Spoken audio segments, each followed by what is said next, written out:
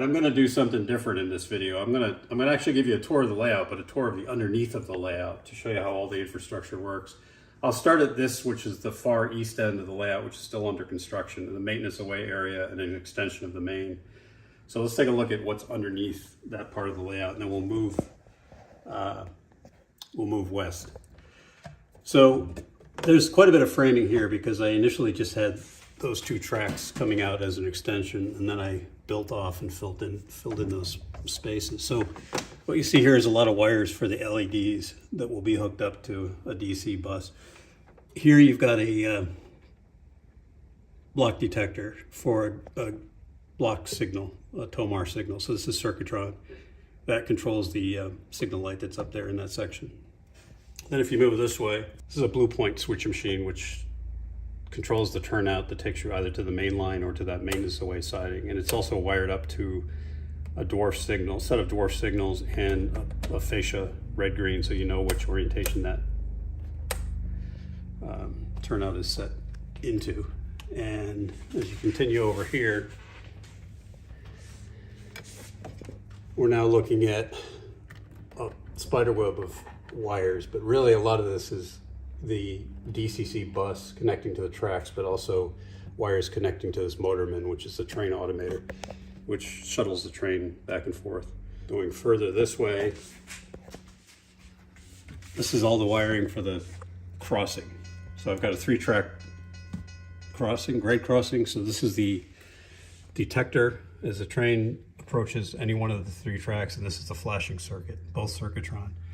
And that powers the flashing lights, and also this box here, which is a 3D printed speaker box. It's an Iowa Scaled Engineering with a recording of an actual bell. And right here you see my DCC power supply. I've got several of those underneath the layout. They're just DCC plug adapters that I hardwire into a splitter. And that powers LEDs and circuit boards and whatever I need to power. You'll see some banks of resistors for the LED lights here and there. And then as we continue down here, this is actually the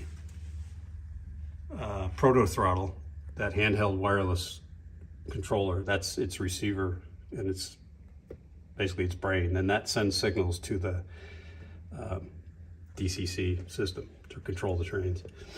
Right here is a fiber optic light box, and that powers the lights that are running the street lamps up above. If we continue west, here you'll see I've got several plug strips. You never have enough plug strips. And then periodically you'll see these big nests of wires, and the red and the white are the DCC power bus. So that supplies the power for the entire track. So every track is wired to this, and every rail and every turnout is wired. That's why there's so many wires. So if you want to avoid any dead spots on the layout, you have to wire every single rail. It's the downside of DCC. So you'll just see that in every section. And then over here, what you have is another one of these Circuitron block detectors, and that's because there's another vertical signal for the block at this end of the layout. And you see a DCC power supply for that circuit and for the LEDs, as well as for the power that lights up the buildings like the Bombachi Foods. Now here we go around the corner where we're going into the CSX yard. This is the switch machine, a tortoise machine that controls both the dwarf signals, the lights on the fascia board, and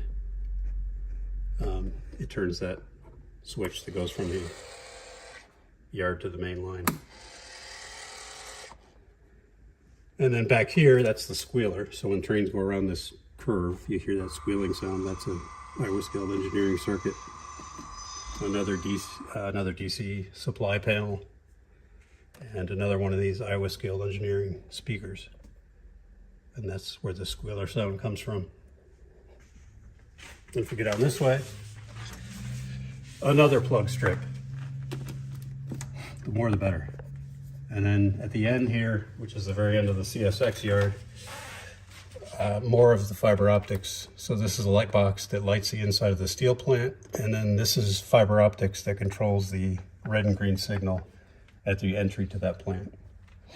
And here you see, they're in other places. I didn't show them in other places, but I'll show them here. This is one of the Iowa Skilled Engineering train detectors. So that is when you back a car into the steel plant, it turns the signal to red. That's why it's red now, because there's a car over it.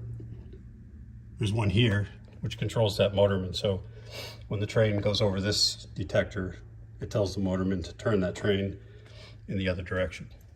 So that is the tour of the underneath of the layout. I hope you enjoyed it. Have a great new year, and thanks for watching. Cheers.